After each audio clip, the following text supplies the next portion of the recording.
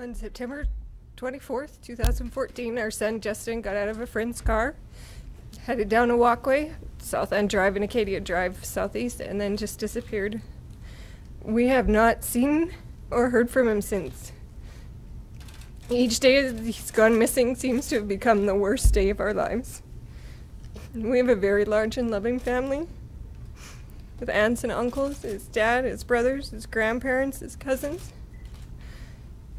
who all feel very incomplete without him and are aching for him to come home. He is the last person we think of before we go to bed at night, and the first thing we think of when we wake up in the morning. Unfortunately, as of right now, we have no clue what has happened to him or where he is. With the help of many families and friends and even strangers, we've been searching for Justin tirelessly over the past 4 weeks, posting flyers and lawn signs all over the city in hopes that his face gets out there, so maybe somebody will see him. Justin's younger brother Josh has set up a Facebook page, help bring Justin home. It's a public Facebook page.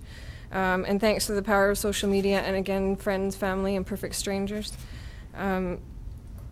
his face has been posted all over the country on Facebook pages. Strangers like the staff at Woody's Tap House have organized a fundraiser to help raise awareness that he's missing and to help raise funds so we can expand our search by whatever means necessary. We have regular everyday Calgarians, Calgary business owners, and even Canadians across the country have taken the time out to print out posters and flyers, post them at their offices, hand them out to people on transit and everywhere they go through their travels. Words can't express how grateful we are for the overwhelming prayers and support we've received from everyone. Justin, if you are watching this, we just want you to come home. Or call me, or call somebody, call the police just to let them know you are safe. No matter what you are doing or where you are, we want you to know that you are so loved. And we miss you so much more and more every day that you're gone. There's not a minute of the day that we don't think about you, worry about you, crave to hear your voice or to see your smiling face. We're just not a complete family without you.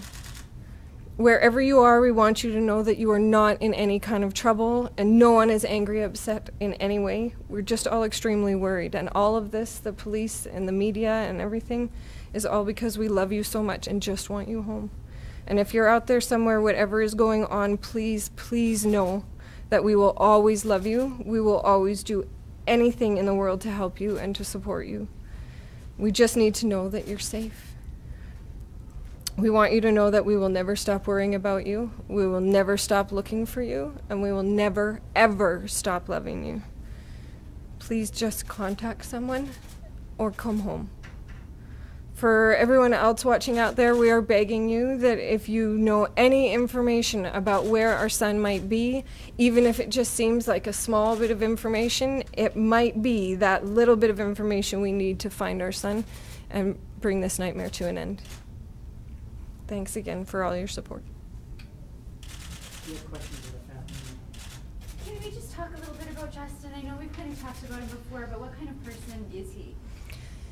Justin is a very loving, very kind, very big-hearted type of guy. He will help anybody and everybody, and the more I have friends that I find that are coming to help out, and the more friends that I meet, the more I realized how positively he actually touched everybody's lives, how loving and friendly and kind he was. His nieces and his cousins love him to bits. He was studying to be an EMR. One of his goals is to become a paramedic so that he can go out and help save lives. Besides his arbor care, or his arborist job, which he loves tremendously, that was his other goal. He just wants to help people. He's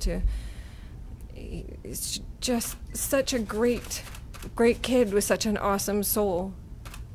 He was one of the first people to actually be out there helping with the flood. Him and our other son Josh, within an hour, were already out there helping people, going to the shelters, helping cleaning out people, total strangers, and he was helping and he was wanting to help badly, and that's a lot of his character right there.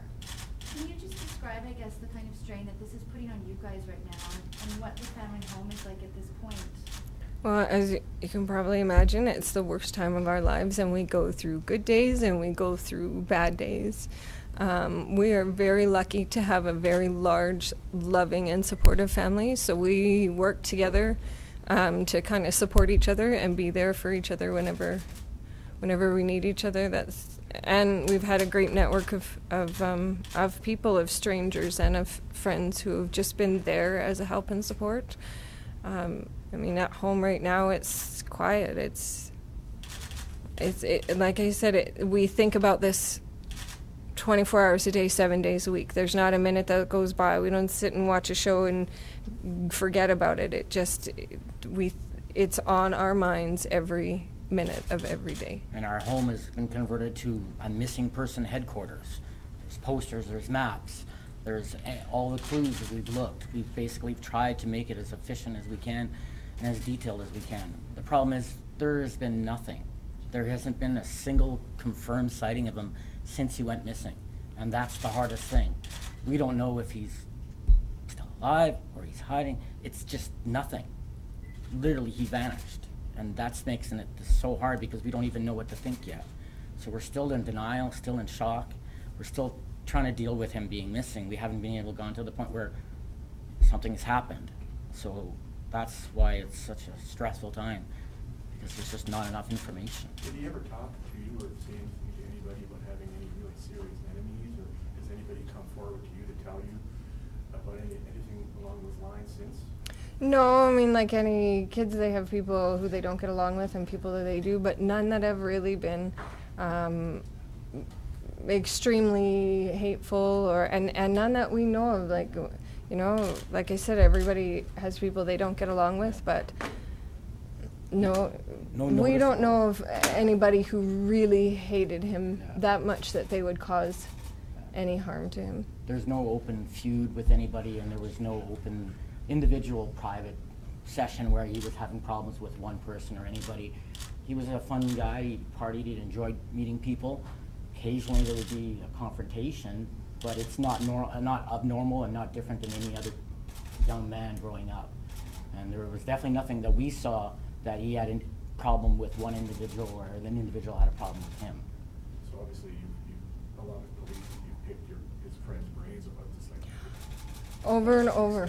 And his friends are constantly trying to keep in contact and constantly trying to update with whatever they can. And I mean, like I said, we're blessed to have the friends that he has, and they've been really open and honest with us pretty much about everything that they know. And they've said it too, that there is no one person that had a vendetta or a revenge against him.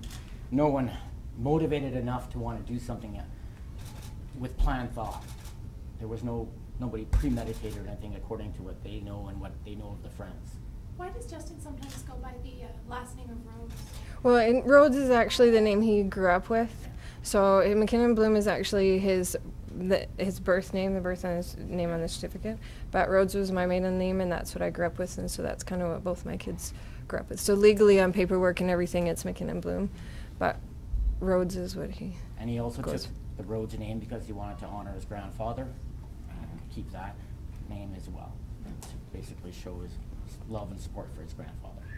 What did he like to do in his spare time? Obviously, you said he was very dedicated to his job, but what else does Justin do? I mean, in his spare time, he enjoyed, besides hanging out with friends and stuff, he enjoyed camping, and he enjoyed reading. He was reading educational books, how things work, how the mind works. He watches the Discovery Channel and History Channel and anything that can give him knowledge.